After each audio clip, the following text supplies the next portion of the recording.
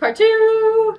To be perfectly honest, I had no intention of turning my little Etsy shop into a multi-million dollar business. There are so many things that I wish I knew when I started. So I'm going to talk through some of them and hopefully they'll help other people who are looking to turn their art into a business.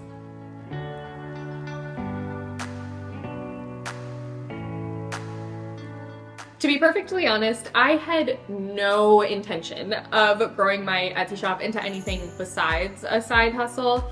It just sort of happened organically. I loved making a sale. I thought it was really fun to run the business. I just kept having new ideas, and the more it worked, the more I wanted to work on it, and the more that I learned. And over the course of the past 8 years, I feel like I am a totally different person with everything that I've been through and all the knowledge I've gained. So how did I end up here? It's pretty much a series of a lot of luck and a little bit of learning along the way. The biggest thing that I think has helped me become somewhat successful is that I just love this. Like, it is so fun. I'm super passionate about it. Every day I wake up just thrilled to come to work and do this. If you don't love what you're doing, I feel like, at least for me, it would be impossible. But I just feel very motivated because every time I make a new product or a new piece of art or a new TikTok, I'm excited about it. I want to share it. It just makes me really happy. So I think that is crucial. Something that was really hard for me to navigate and sort of figure out was what my niche was. I really discovered that I loved creating floral inspired, nature inspired art, but I did a lot of stickers, obviously, a lot of quotes.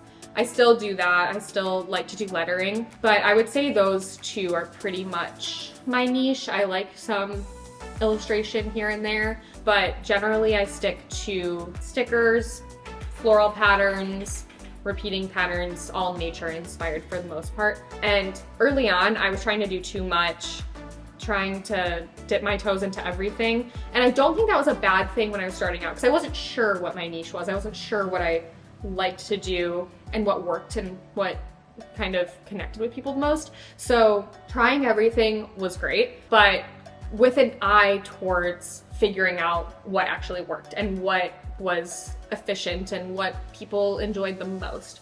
I think if I still did, little custom ring dishes with people's names on them, they probably sell, but I don't really enjoy doing that. And I don't know that they'd sell as well as all the energy and effort I put into a coloring book, for example. So just kind of figuring out what makes sense as far as what you enjoy and what you want to put your time towards and what other people connect with, I think is big. So just keep that front of mind. Another thing I had to be very honest with myself about was whether or not I wanted to keep doing hand painted canvases, or whether I wanted to kind of create something that was printable, replicable, and could be scaled. So when I started selling stickers, I was like, oh wait, this is amazing. I get a sale and I don't have to hand paint this. It's not on my to-do list. Every sale doesn't mean more work for me. It just means packing the order up. So that was really thrilling because it was hard to have 6 canvases on my to-do list when I was also, going to college or law school. And it was just thrilling to be oh my gosh, they just bought the thing I already have. I just put it in an envelope. I just put it in a mailbox. So then I was I could do this with other things. I could do a greeting card. I could do an art print. I could do a notepad. And that's sort of how that happened for me. But what I didn't realize was what I was enjoying about that was that it was scalable. I didn't have those terms at the time because I didn't have any business background, but now I understand, it was all very scalable. It was something I could take from being a small 1-person thing and make it into a 10-person business. So that was very important. I was very lucky in that I was on Instagram and TikTok earlier on. Now those things are just very ubiquitous in our lives. And they still were, Instagram was still pretty ubiquitous in 2018, but less so. So I got on a little bit earlier on when you could just post a static photo and that was it. It was low effort. But I still felt like I was connecting with people and hearing feedback and seeing what people liked. If I posted, for example, black floral was the first floral pattern I did. I saw it really caught on. It went viral. I knew people really liked it. And so I was oh, I'll try something similar to that. And I kind of did it in different colorways and tried all kinds of different things. All that I think channeled some of the original elements of Black Floral that people liked. So that made me realize what customers were responding to, what people were interested in, and being connected to my customers in that way really helped me continue to make things that other people wanted, instead of just kind of sitting alone, thinking up an idea, putting it out there and seeing if it had any interest from scratch, which I think I would not have been good at. I know that's something that other people I'm sure would be very talented at, but for me, I'm like very feedback oriented. So getting that constant and immediate feedback from social media was really crucial and helped me understand who my customer was and what they wanted. So I think if you have the ability to communicate a lot with customers, in either whether that's in person through like pop-up markets, craft fairs, something like that, or on social media, it can be very invaluable just depending on the type of person that you are. I will say with social media, that can come with a lot of bullying and harassment. All kinds of nasty things have been said to me over time, and it did take a lot of like emotional work to get past that and like not want to curl up in a ball and be really sad about it all the time. So beware, because with really valuable feedback can come a lot of really sad, mean things. Something that I did that wasn't like super intentional, but I think was very helpful, was I do have this sort of like always on the go kind of hustle mentality about myself. I am definitely not the type of person who's going to say no to seeing friends, seeing family so that I can work. Ultimately, like the people in my life come first. And all of this is just to facilitate me being able to spend time with people that I care about. But whenever I was not busy with law school or with people, I was working all the time. Social media, creating new content, talking to people in my DMs, painting, packing orders, all of it. I can't even describe to you how it was when I woke up to when I went to bed. And it didn't feel like working because I loved it. I loved building the business. Talking to people in my DMs, it did not feel exhausting at all. It was just like chatting with anybody, like texting on my phone or whatever. So that didn't feel like work. And that's why I was able to do it. I would never be able to work like if I were a lawyer. I would never be able to like write a motion from 6 a.m. to like 10 p.m. Absolutely not. Please, I would rather die. But that was very crucial, I think, to kind of making this happen so quickly. It was just like every hour of every day. And pretty much to this day, I'm always working unless I am like literally doing something else where I cannot work. I know that like work-life balance is very popular now, and I'm like a huge proponent of that if you're not me. But for myself, I prefer what I call work-life integration, where my life is my work and I am my work. Hence why the business is Elise Brand Design. So I'm not saying like everyone needs to do that in order to have the business they want to have, but that is what I did. And that is a large part of why I have the business I have, I think.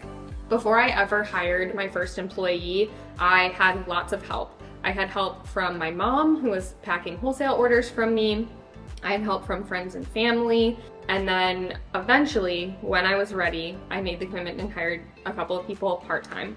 So I started out small. It was 2 employees, just part-time, I think it was like 10 hours a week or something. But I was not ready to commit to employees. I didn't want to promise anything to anyone at that point in my business. I didn't feel comfortable doing that. I was still trying to make the promise to myself that I could support myself with my business. As the business continued to grow, it became more and more clear that I needed more help. And so eventually I had like 10 part-time employees, all working like 10 to 15 hours a week, who were from the local universities in the area. Then when I moved into my bigger office, I hired more full-time employees. Jordan was my first full-time employee in August of 2021. And then I brought on my sister Melanie in July of 2022. And then Kat and Lauren joined in August of 2022. We hired Faith, Sandra, and Rachel. Hannah had been part-time and became full-time. I hired a lot of people in one summer, and it was very scary. It's crazy to see your payroll go from $8,000 a month to $48,000 a month. That's a lot of money that you need to bring in every month. So I was feeling the pressure, feeling the heat. You do not need to do that. I think like I was running my business totally fine it just wasn't going to grow anymore before I hired a bunch of people. So you can have help from friends and family. You can take as much time as you want. You do not need to rush. And that brings me to my last point, which is you do not have to take a leap of faith on your business. At least the way I did it, I was much more comfortable with than like quitting what I was doing, letting it all go, and then putting my full-time effort into my business. Maybe that would have been better. That might have been a faster way to grow.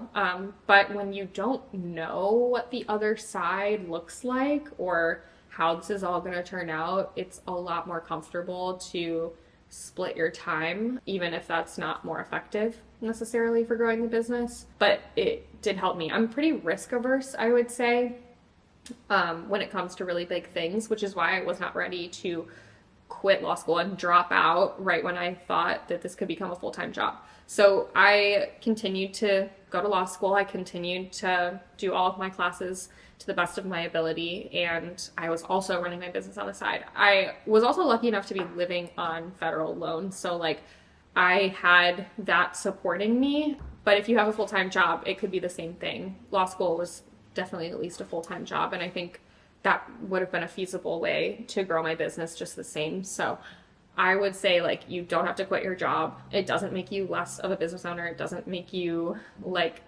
less interested in growing the business. It just makes you more interested in making sure you're going to be okay before you have to take that jump.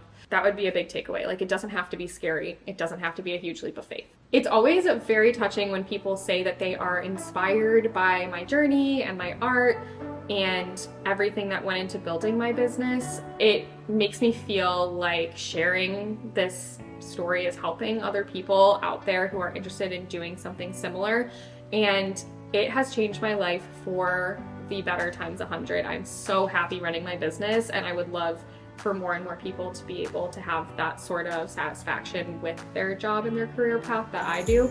So if you have any questions, let me know. I hope that these tips were helpful. I'm a huge proponent of artists like taking control of their work and making a living based on it instead of letting other businesses thrive off of their art. So I highly recommend that, and I want to help other people be able to do something similar to what I'm doing. So leave your questions in the comment section, and don't forget to give this video a like, and then also subscribe, because in part 3 I'm going to talk about what I would do if I were starting my business from nothing today in 2024.